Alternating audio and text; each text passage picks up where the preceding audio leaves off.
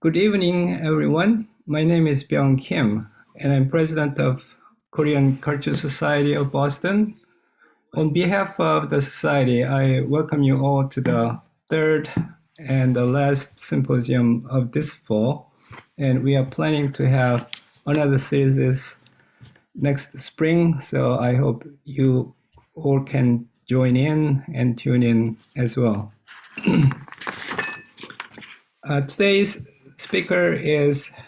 topic is on HanBok and the title of Dress of Korean Identity, and the speaker is Dr. Minji Kim, who is a historian and lecturer on dress and textile history of Korea, and she is based in San Francisco Bay Area.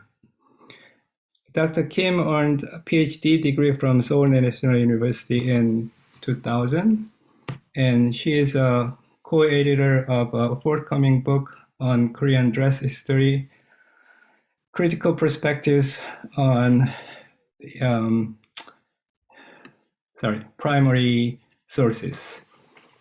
And she was a professor at Kijeon Women's College in Jeonju, Korea, and she lectured in various places, including Seoul National University, Academy of Art University, J. Paul Getty Museum, Asian Art Museum in San Francisco, the Young Museum, and UCLA. And her activities, publications, and so forth are available at her website, kimminji.com. So you'll be welcome to take a look at her website. Next page. So today's topic, again, is a HanBok, dress of a Korean identity. And Dr. Kim will explore what is HanBok, the basic question of what is HanBok, challenging the conventional definition of HanBok as traditional or authentic Korean dress.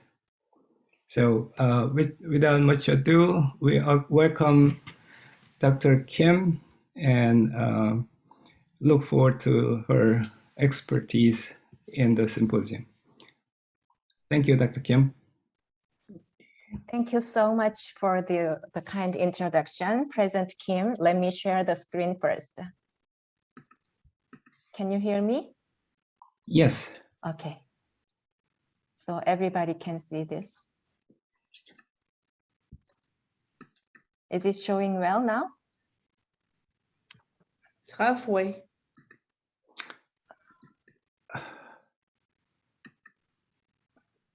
Okay, so maybe you can share screen. Oh, now. okay.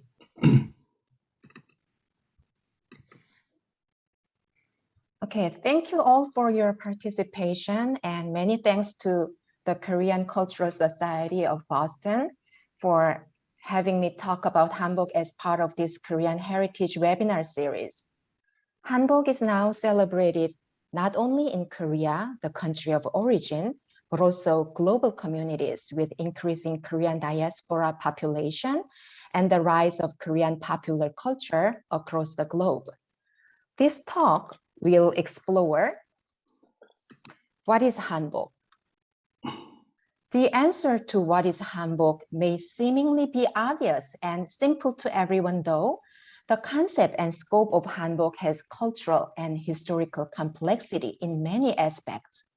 And correct understanding of historical development of HanBok has now particular importance. As some of you may have heard about ongoing anti-sentiments between Chinese and South Korean netizens since the November 2020, which was caused by disputes over originality and cultural ownership of HanBok. It was initiated by a Chinese mobile dress-up role-playing game company, Shining Nikki by Paper Games, which claimed that HanBok is what Koreans copied traditional Chinese clothing hanfu, and the hanbok of the game is of the ethnic Koreans dressed living in China, not in South Korea or North Korea. And the company shut down the service to the South Korean netizens. That statement triggered South Korean netizens' infuriated reputation and led to a series of repercussions, such as HanBok Challenge campaign, which collectively posted images of South Korean hanbok wearers on social media, arguing hanbok is Korean cultural asset, and hanbok advertisement at Times Square in New York City, etc. The press reports from South Korea have been quite emotional. The responses are mostly from non-dress scholars, therefore off the mark, which is unfortunate. The response should be derived from factual history based on academic study. The dispute is unfortunate, but that enlightened all of us the importance of understanding historical development of ethnic dress or national dress, especially in transnational context or transcultural context. And that dispute brought about dire need of public education on this subject. So today, I pivoted part of my talk toward inducing mutual understanding on this issue and call for more input from other scholars as well. Hanbok is a type of dress that marks Korean ethnicity and South Korean national identity. North Koreans call it 조선옷. As you know, there's no national dress in America. In America, hanbok is an ethnic dress of Korean diaspora community. By visualizing shared cultural heritage through one's appearance, hanbok unites people within the society and differentiates from others. That is the role and nature of so-called ethnic dress or national dress, in a sense that manifests members' collective identity. As a type of dress, hanbok lies in the intersection of Korean ethnicity and dress and fashion. Dress is a material culture that is at the core of fashion, whose key element is change over time. So on one hand, hanbok is a cultural heritage, which has been passed on from the past as the most intimate form of material that expresses Korean ethnicity. On the other hand, the material manifestation of hanbok is in a state of constant change. That is an aspect of hanbok inherently paradoxical, which makes us doubt whether hanbok is traditional or purely authentic to Korea. The term hanbok first appeared in the record of an incident happened in May 22nd in 1881. It says, quote, "A Japanese businessman disguised in hanbok was arrested on the way to his Catholic study," end quote. This incident happened in 1881, but the historical text that recorded this incident was published in the late 1900s, right before the annexation by Japan in 1910, under the supervision of Japanese authorities. On April 25th, 1900, the Hwangseong newspaper reported another case of Japanese cultural cross-dressing of Korean clothing.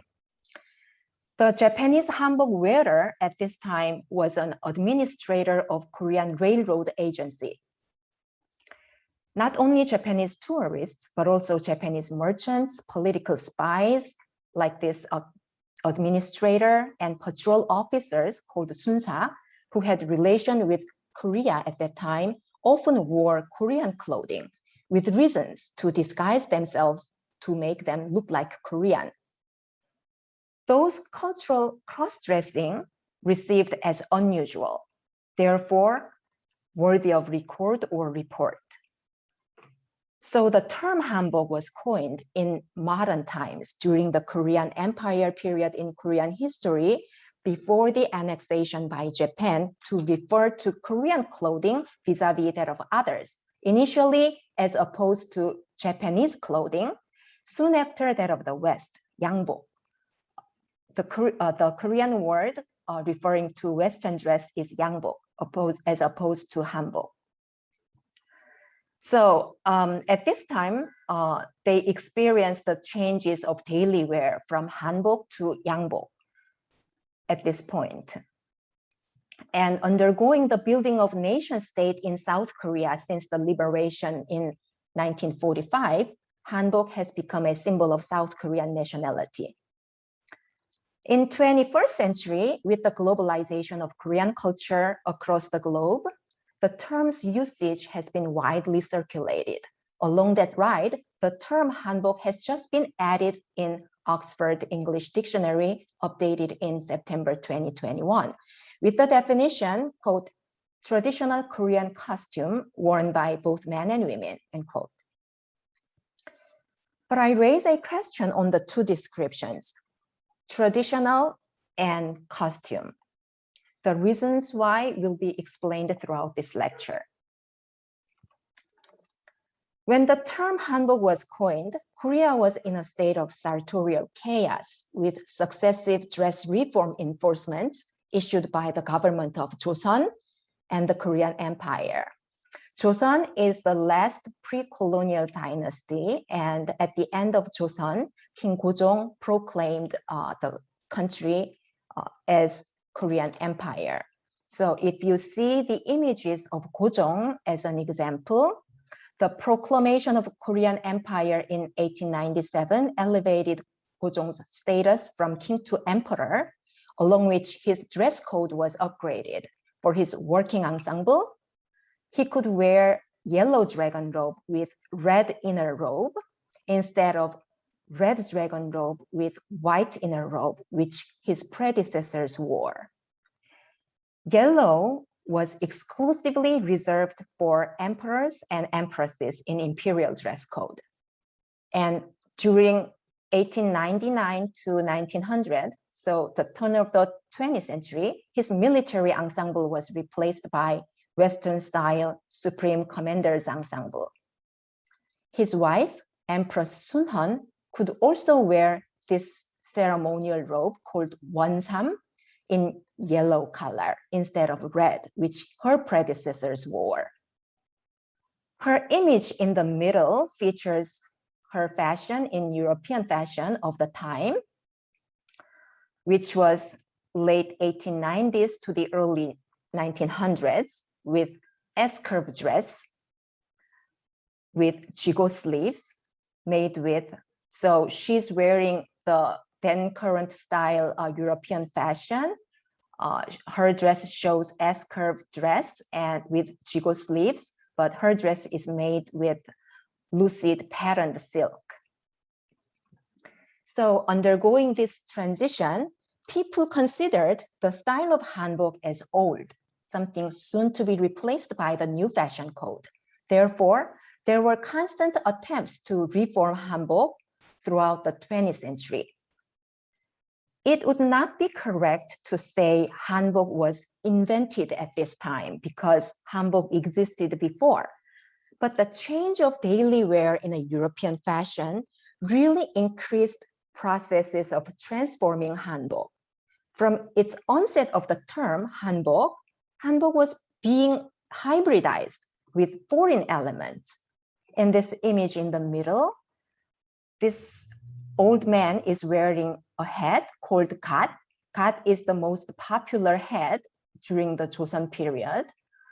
So he's wearing gat, but this gat is hybridized. In this old man's outfit, this gat is replaced by boater hat or Panama hat, and his socks and shoes are showing Western style. And this Western style socks and shoes took the place of traditional style socks and shoes. And in the image on the right, it shows 20th century men's hanbok.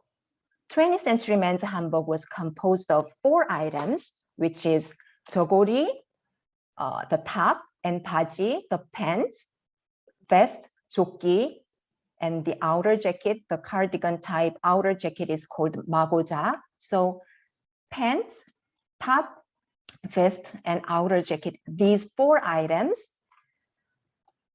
And 바지 and 저고리 were worn during the Joseon period. However, 조끼 and 마고자 are the new additions at the end of 19th century and in the early 20th century. And let me explain 마고자 first. Fashioning 마고자 is known to have been initiated by 대원군. He is 대원군, father of King Gujong. He wore this robe called magua, this riding jacket of Qing dynasty.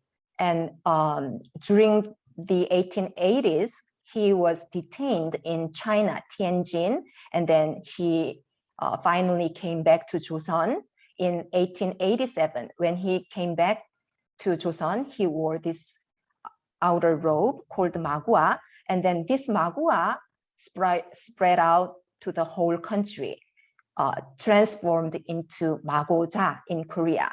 So magua was transformed, adapting to Koreans' aesthetic taste in Korea, being called magoja. And this magoja became an essential component of modern hanbok ensemble. Also, wide acceptance of Western suit had a direct impact on the composition of men's hanbok. The convenience of pockets in the waistcoat was the foremost charm that captivated Joseon men. They loved carrying tobacco and other necessities in these pockets, and they called it 호주머니, literally meaning barbarian's pouch. The waistcoats, 조끼, were made with traditional fabric and incorporated into men's hanbok ensemble. There was a sleeveless item called 배자 worn during the Joseon dynasty, but 배자 did not have pockets. We cannot say 조끼 evolved from 배자 because 조끼 is obviously from Western influence. 조끼 encapsulates the great shifts in the society and the fashion of the time. So the two foreign origin items, 조끼 and magoja, remained essential in modern hanbok for over 100 years. At this point, one may question, is hanbok authentic Korean? The definition of authentic is of undisputed origin. Susan Beiserman, Joanne B. Eicher, and Catherine Cerny, those scholars asserted, quote, ethnic dress may include borrowed items from other cultures that result in a distinctly identifiable ethnic ensemble. In the cases of the new elements are culturally authenticated, end quote. What does culturally authenticated mean? The concept of cultural authentication was defined by Dr. Joanne B. Eicher and Tony V. Erekosima in 1981 in the research of weaving practice of Kalabari people in Nigeria. And it was developed as a theory as well to apply to, quote, specific articles and ensembles of dress identified as ethnic and considered indigenous, but the users are not the makers or the material used is not indigenous in origin, end quote. So 조끼 and magoja are now clear that they are the borrowed items, but culturally authenticated in Korea in modern times. Then what about 저고리 and 바지? They too might have gone through the processes of cultural authentication at some earlier historical point. I find this cultural authentication theory provides really important insight to consider development of dress and fashion across time and space. And the development of Chinese dress is not the exception in this regard. What is even more interesting is that from the turn of the 21st century, the two foreign items, 조끼 and magoja, have been being eliminated from the ensemble because 배자, the traditional style vest, has made a comeback. So the four items of 저고리, 바지, 조끼, and 마고자 became simplified in an ensemble with 3 items, 저고리, 바지, and 배자. We can think of many reasons for this transition. Nowadays, hanbok is worn indoors, mainly indoors, having 3 layers for upper garments may be too hot and cumbersome. And designers nowadays can accommodate pockets in the pants instead of 조끼. That's kind of my speculation, and many other sartorial reforms have constantly been made to enhance practicality of hanbok, which include knot button in replace of 고름. 고름 is a set of 2 sashes that fastened upper garments of hanbok. So instead of having 고름, knot button replaced the 고름 in men's 저고리, and a pair of denim that fastened the bottom of the pants has been replaced by knot buttons again, and pants were tapered. To ease the cumbersome method of tying waistband, the Western sewing notions like hook and eye closures and a zipper are being used. So nowadays, there's no such a set traditional way of constructing hanbok, as Western techniques constantly infiltrated into the hidden details of hanbok construction. For women's hanbok, I'm going to start from a little bit earlier period in the late Joseon. Although this style was not called as hanbok by Joseon people yet. So, and the 18th and 19th century Joseon was a defining period that saw drastic fashion changes exclusively occurred within Joseon. I'm repeating it, within Joseon. The fashion trend burgeoned and blossomed throughout the reigns of King Sukjong, Yeongjo, Jeongjo from 1674 to 1800, and the trend continued to the turn of the 20th century. This fashion change did not take place either China or Japan, as you see the visual evidences here. The ethnic fashion in East Asia at this time was fully formed, demarcating the 3 countries. So this is the Korean style, and this is Chinese style, and this is the Japanese style about 18th to 19th century East Asia. The trend in Joseon at this time directly led to fashioning the archetype of modern women's hanbok. As you see in these 3 images, the silhouette of women's ensemble in the late Joseon is pretty similar to that of today. Then how was the style prior to this trend? The style prior to this trend was like this. As you see in these images, the 저고리, the top was long and loose, and 치마 was tied at their waistline. So from this style, women's 저고리 got competitively cropped to the extremely short length and extremely form-fitting style. And 치마, the skirt got more and more voluminous, supported by many layers of underwear, and became longer, tied in the end. In this image, skirt was tied at the waistline, but it rose up, and then eventually it was tied above the bust line in the end.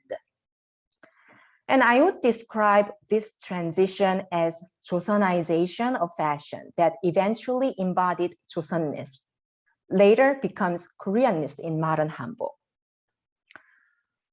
Then who led the fashion trend?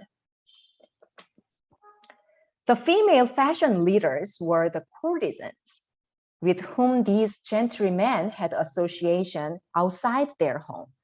When the men had time during the day with these courtesans, and then when they came back home, they urged their wives to conform to the fashion trend of the courtesans. there is a written record on that. So the fashion change in the late Joseon initiated by a subcultural group of courtesans, and the trend was emulated by the gentry women, and then eventually the trend trickled down to the lower class women. Men also enjoy the changes in fashion. As I explained before, this hat is called gat, and this is the most popular hat during the Joseon dynasty, and they actually this hat underwent stylistic changes as well in the height of crown and the width of the brim. And look at their chin strap called peong. This chin strap was made of semi-precious gems like agate and amber, and it grew very long. Look at how long it is. Sometimes it reached to the wearer's knee. So both men and women enjoyed fashion changes during this time. The length of jogori was shortened until the turn of the 20th century, to the extent it cannot be cropped any further. If I enlarge the image of this jogori, this red jogori, you can see the side length. This side length is the bare minimum of a ½ inch. So when fashion is in progress, it ends at its extremity. So when miniskirt was in fashion, the fashion of miniskirt stopped at the point it cannot get shortened any further. So it's the same phenomena happened in this shortening of jogori. So the jogori, cropping of the jogori went to the point it cannot get cropped any further. And this verifies a fashion culminates at its extremity of a trend. And this is about the time the term HanBok began to be used. And this style was no longer pertinent when facing the surge of the processes of modernization. So this exaggerated silhouette gradually reverted to a compromised, easy, and liberated look in the early 20th century. Jogori got lengthened and chima got shortened in this picture. And this style was called reformed hanbok, in Korean geryang hanbok. And this geryang hanbok style was adopted for uniforms of schools that pioneered modern education of women. And let's examine the skirt. The old style skirt was also reformed with shoulder straps. For this old style chima, one should tie the waistband tightly at the chest, not to let it fall off. And this innovation of shoulder strap was actually made by American missionary teacher who witnessed the constraint at her student's chest. Her name is Miss Janet Walter, and she taught at Ihwa Hakdang, the president of Ihwa Women's University. And she taught her students to attach shoulder straps onto the waistband of their skirts. And that was disseminated throughout the whole country by the Ihwa graduates and students who visited their hometown for holidays. As a result, the traditional skirt was transformed into a skirt hung from the shoulders. From then on, the shoulder straps have been essential for every hanbok skirt construction. That said, the underskirt was invented in the same structure. This did not exist during the Joseon dynasty. This underskirt is a modern invention. This was also hung from shoulders. The early style of this underskirt draped softly without volume. However, as hanbok has been worn for more ceremonial occasions, the skirt silhouette gradually took on the bouffant A-line mode, supported by a stiff and structured petticoat style underskirt. And jogori is fastened by a set of sashes called gorum, and this is called 겉고름, outer sashes. But as you see in this image, there's another set of sashes tied inside of women's jogori at the left side. The function of inner sashes is to align the bottom hem of jogori to make the balanced bottom line. And look at the beautiful curved line at the bottom hem. Isn't it beautiful? And in modern times, by using a set of snap button, the function of inner sashes became obsolete. So these are all modern creations and transformations mixing with Western and modern sartorial practice. Besides bespoke hanbok, which is made to order hanbok, ready-to-wear hanbok brands also emerged in the late 1980s, targeting for hanbok consumption for daily life. And this style was called, so because this targeted for daily life wear, or daily wear, so this was called lifestyle hanbok. In Korean, 생활 hanbok. So this 생활 hanbok became quite visible throughout the 1990s. In this creation of 생활 hanbok style, Korean and Western sartorial methods were completely amalgamated, and this attempt headed toward more fashionable look, more significantly from the 2010s onward. Recently, such trendy hanbok has been adopted for K-performers' costumes, which have greater impact on global scenes. And the fashion of K-pop group, do you know who they are? They are Blackpink, K-pop group Blackpink. Their fashion in this context was published in New York Times last year. Although the authenticity of these designs as hanbok has been constantly challenged, but the diverse nomenclatures referring to this style are still tagged with hanbok. This style is still called fashion hanbok or fusion hanbok, new style hanbok, and new reformed hanbok in Korea. Ironically, this disruption made the conventional style redefined as quote-unquote traditional hanbok, 전통 hanbok. In the past, hanbok was traditional in and of itself. Hanbok did not need extra adjective of traditional. But since the late 20th century to the present, these hanbok designs became very diverse, and hanbok diverged into multi-different paths. So sartorial boundary between hanbok and yangbok became porous. Yangbok means Western clothing or world dress. And if you see the jogori in this red jogori, this looks like jogori, but this jogori was made with Western jacket construction technique. Look at the sloping shoulder lines and satin sleeves. So drawing the line between what is traditional hanbok and what is fusion hanbok is never definitive. The identity of lifestyle hanbok, new hanbok, fashion hanbok, and fusion hanbok, those categories are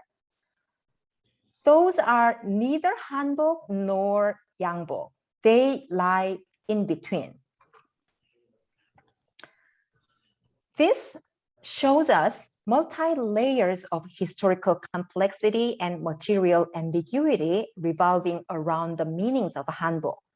As I said at the beginning, the answer to what is hanbok is not that simple. At this point, I want to ask, is hanbok really traditional? The definition of tradition is customs or beliefs that has been transmitted from the past from generation to generation.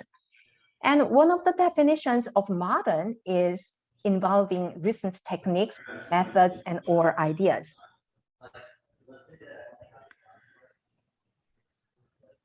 Thus far, I have shown you that HanBok has evolved involving modern techniques and Western sartorial methodology and ideas behind it. So in that sense, HanBok is ambivalent. HanBok is traditional, at the same time modern.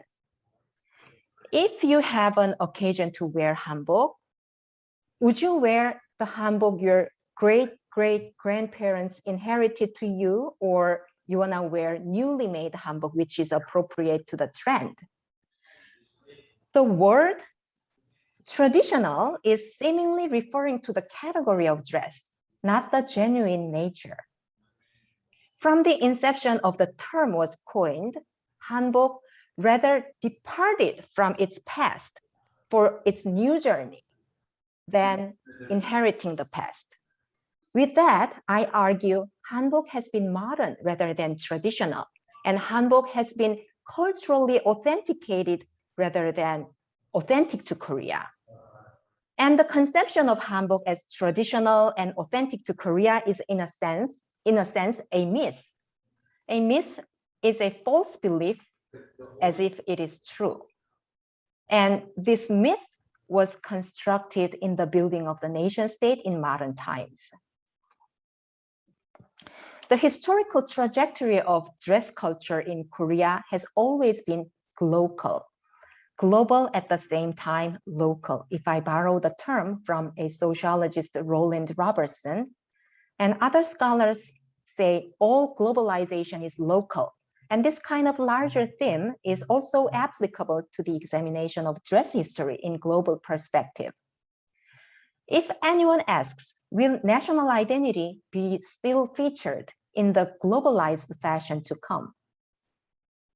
Yes, Korean identity will continue to be expressed not only through HanBok, but also this cosmopolitan style contemporary Korean fashion.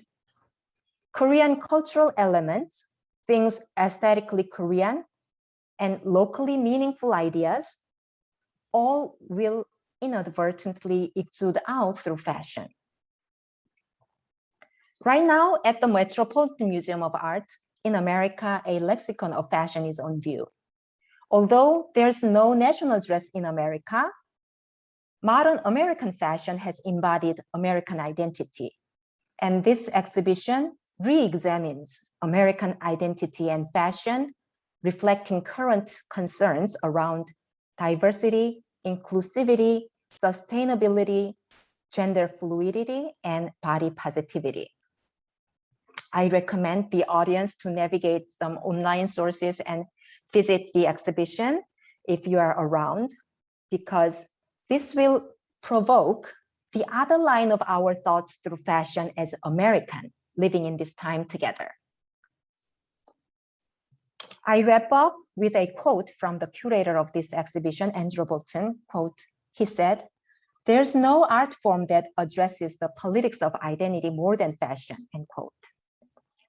So dress and fashion has been really crucial means to construct identity, one's identity, in both individual and collective level. So I feel this is really important message. And I show you another image of the most recent exhibition on HanBok held in South Korea in September for 2 weeks. This exhibition was by my HanBok teacher in Korea, Important Intangible Cultural Property, Master of Needlework, Gu Hye-ja, with her students. And one of my dear friend, Professor Park Ga-young in Sunghi Women's College, she kindly shared this image for this lecture with the audience. Thank you so much, Professor Park. And I will stop sharing screen here. And I also have to tell you, my original plan was to have some time to talk about contemporary HanBok items with some fun backstories. However, I will have to promise that for my next public program with Korea Society in New York, which will be a series of 4 lectures starting on Seollal, February 1st next year. So if you are interested in learning more about HanBok, you can look for their website, Korea Society in New York. So thank you so much for joining my presentation, and I will look forward to questions. Thank you very much, Dr. Minji Kim, for your very historic, at the same time thought-provoking, this talk. And at this point, I'd like to ask the audiences if you have any questions. If you are watching on Facebook, you can also enter a question on the comments line.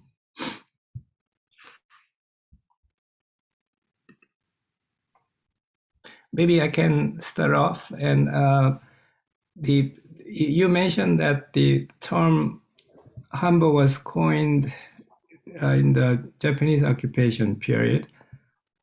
In contrast, right before the annexation by Japan. Right, Yes. in contrast to Japanese clothes and Western clothes.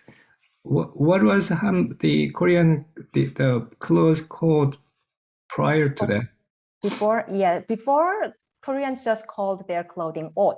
옷 is the Korean term referring to clothing. And didn't they have some different classification, like what king wears and what the high officials wear and stuff like that? Yes, there are tons of terms referring to specific items of clothing and specific ensembles. And for king's clothing, it's they have kind of their regular day working ensemble was called 상복.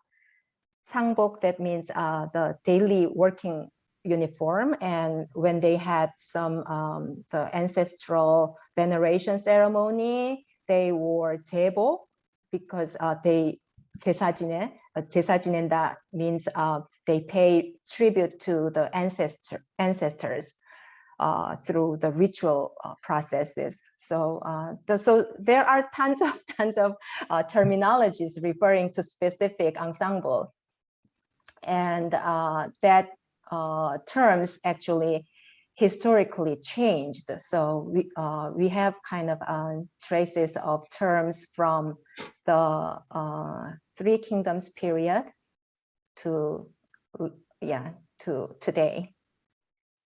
Thank you. Any other question? I don't know why North Koreans call it 조선옷.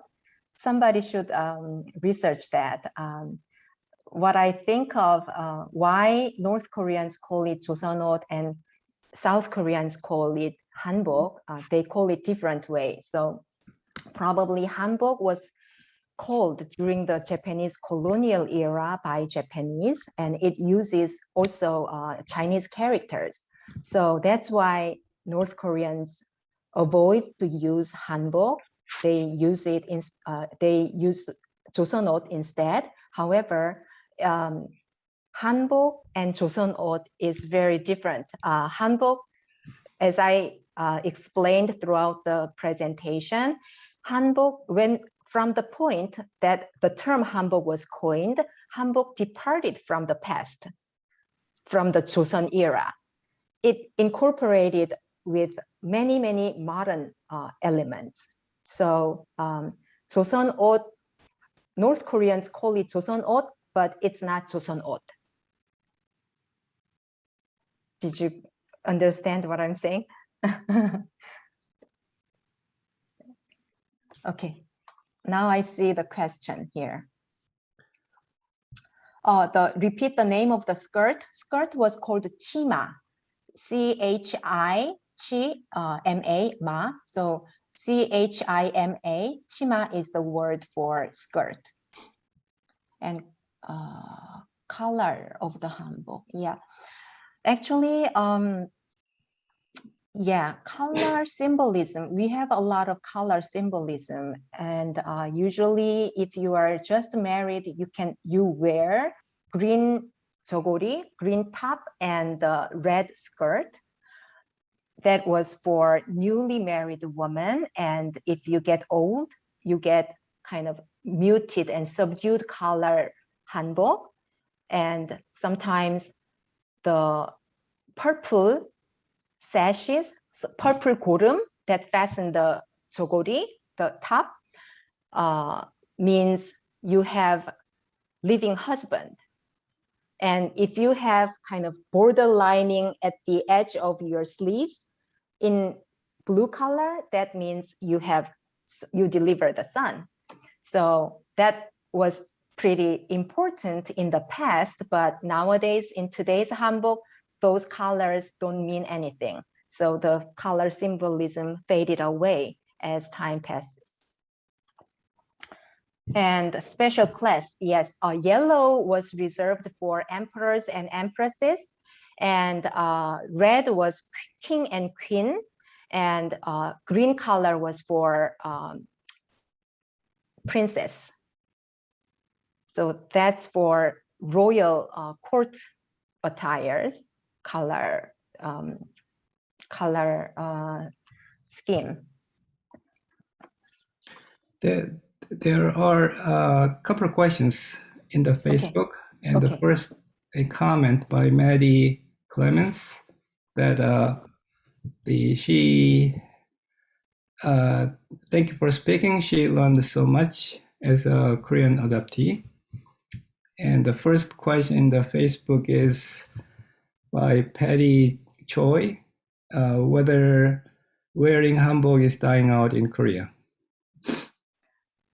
Yeah, of course, I have to tell the practice of wearing hanbok is kind of being faded away, because nowadays the most popular occasion to wear hanbok is for wedding.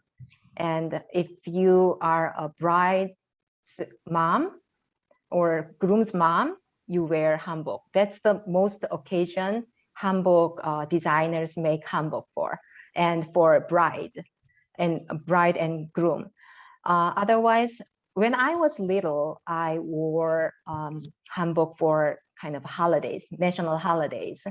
And when we had a family ancestral ceremony, I wore hanbok. But nowadays, although it's New Year's Day or harvest, the fall Chuseok, the harvest day, those holidays, people usually don't wear hanbok much, but actually different occasions, just that they wear it for daily occasion as well as a fashion statement. So young people wear hanbok for their fashion statement. So it's kind of changing. The occasions to wear hanbok is kind of being changing. Okay, I think the second question in the Facebook is looking for the future, and is asking also by Maddie Clements, asking,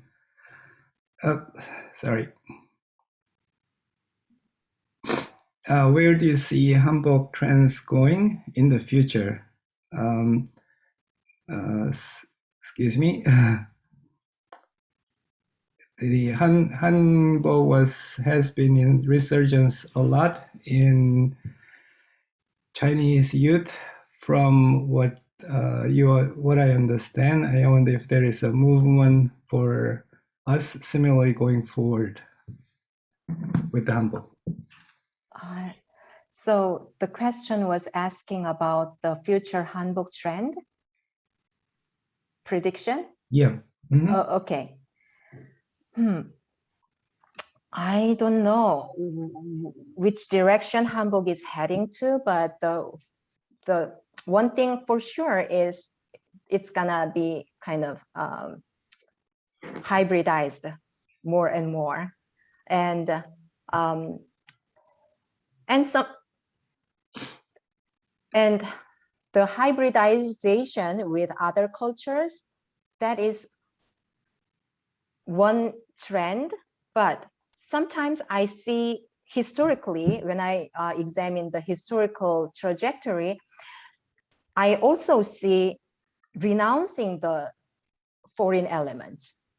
So that means I see in the early 20th century, the gorum was taken off because it's very cumbersome to correctly tie the gorum, right? So gorum was taken off. Instead, brooch replaced the gorum.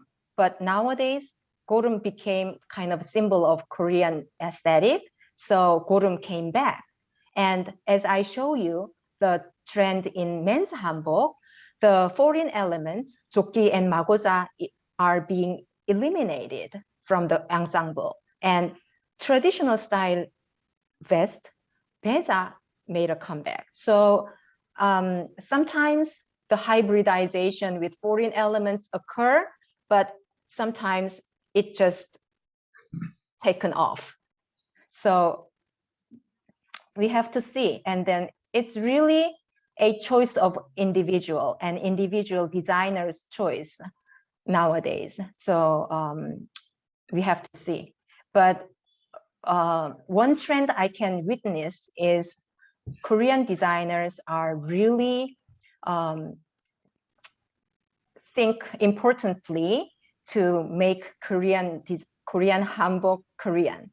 So they always want to make strict distinction between Chinese and Japanese. They don't want to be similar to Chinese or Japanese. That's still going on in contemporary design as well. There are a couple more in the Facebook, and the people in Zoom have to kind of act up. We are falling behind. Okay, before getting back to Facebook questions, I have a question also. And I never seen the dresses, the men, particular men dresses, in such a wild colors as in hanbok.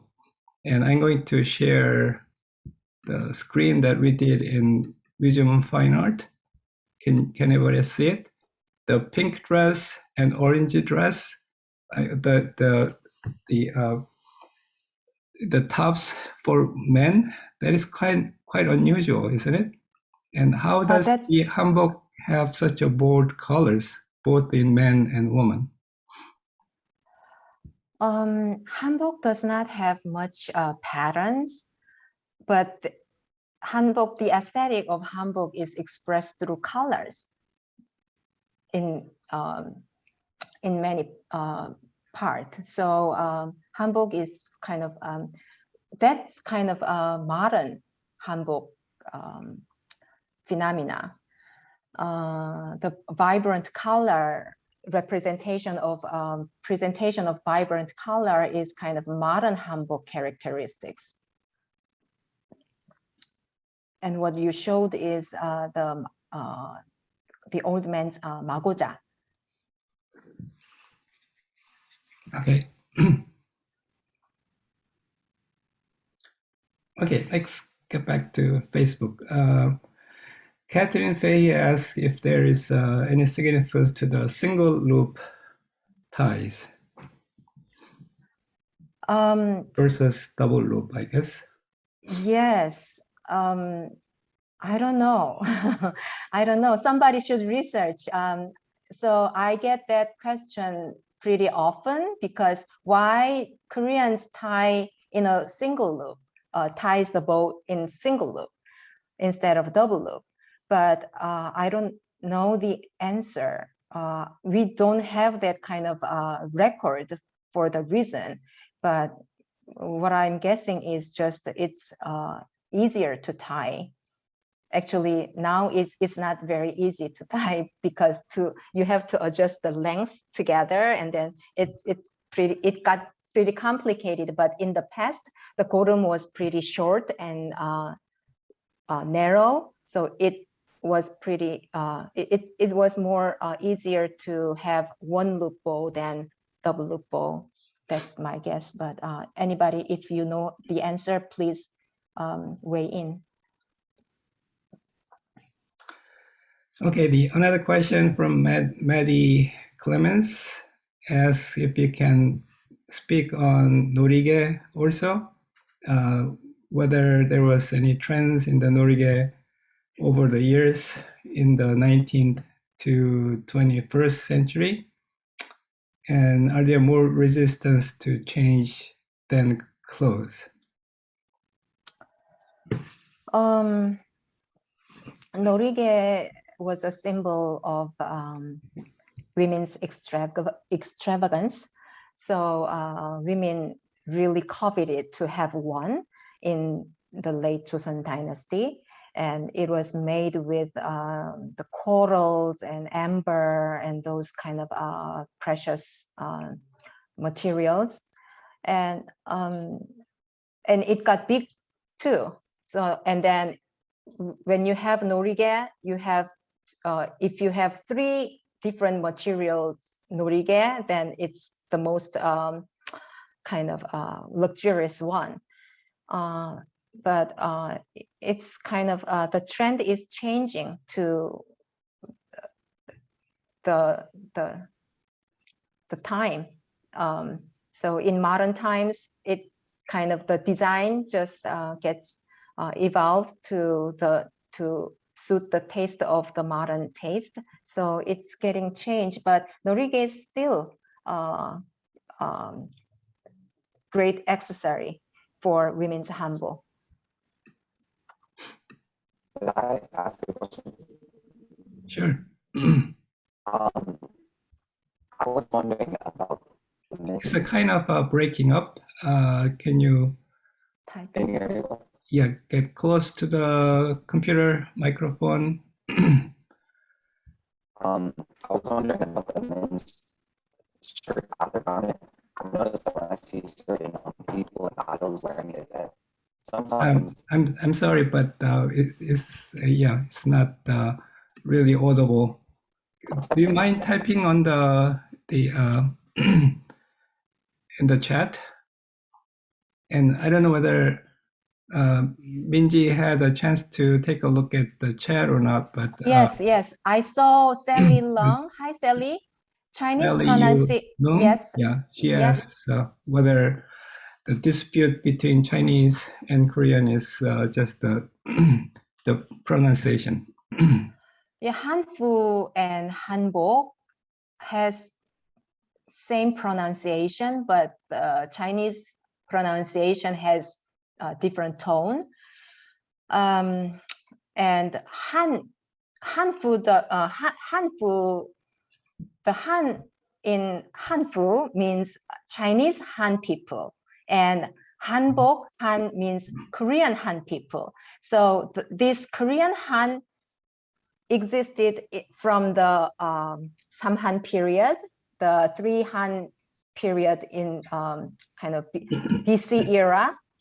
So this existed pretty long, and because hanbok took this Chinese character, the reason hanbok employed this Chinese character is because they refer to Korean Empire, 대한제국. 대한제국 used this Chinese character. So I think this Han is related to Korean Empire.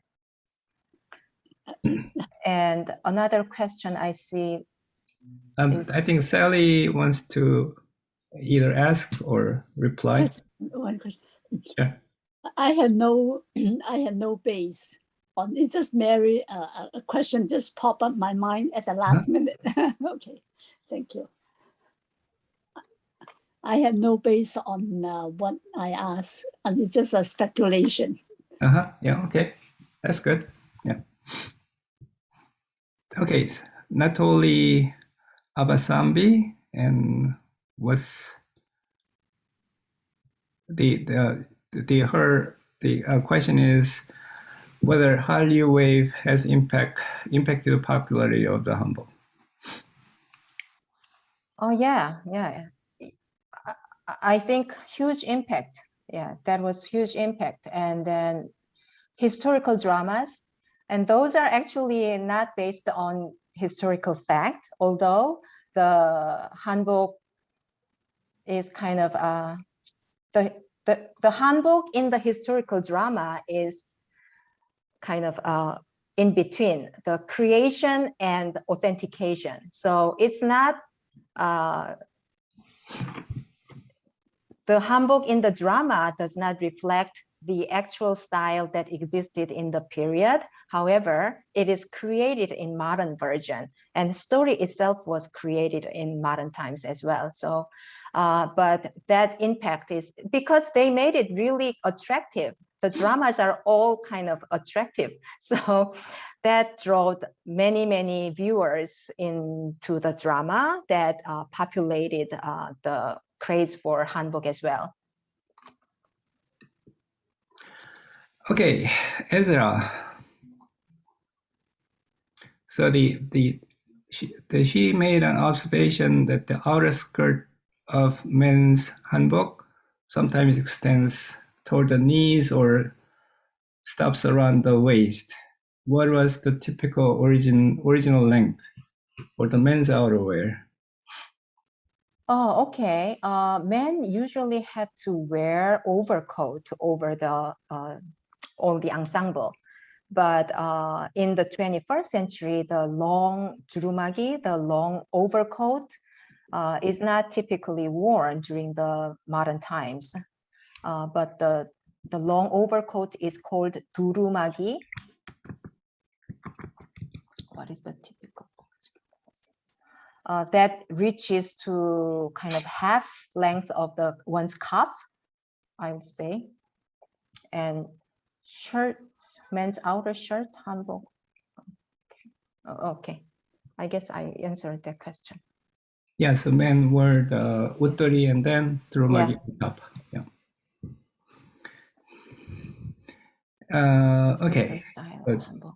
Jin, to everyone, what is your favorite style of hanbok and why?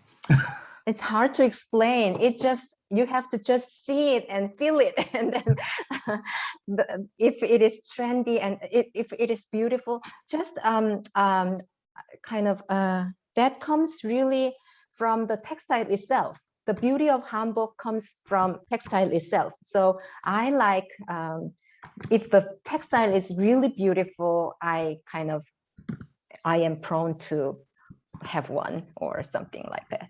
So yeah, does that answer your question?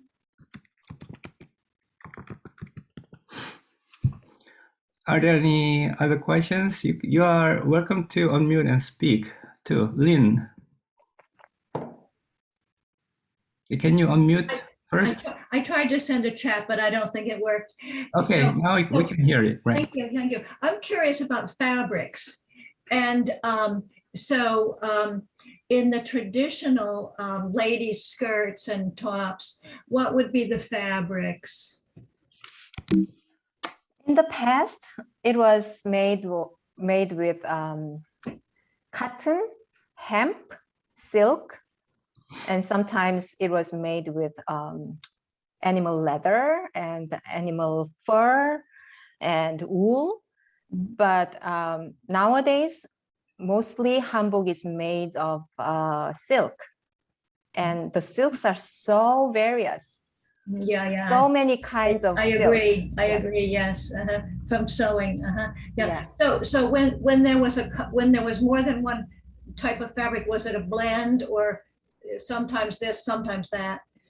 Yeah, during the mid 20th century, everybody wore man-made fiber clothing. So at that time, hanbok was also made with polyester and nylon and yeah. But nowadays, mostly it is made with silk. Back to silk. Good. Yes. Yeah. Thank you. And to add to that, Martin Wang also asks, what the material was, and has that changed over time? Yes, yes, that, yeah, I already answered the question. Okay, yeah.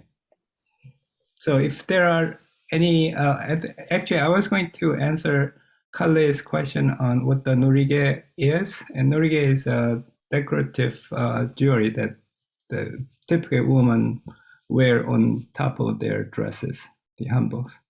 Yeah, usually, if you see the paintings in Joseon, usually they wore it at the gorum, but sometimes I can see norige is worn over the tie of the waistband of the chima, the skirt's waistband, or the jogori's gorum.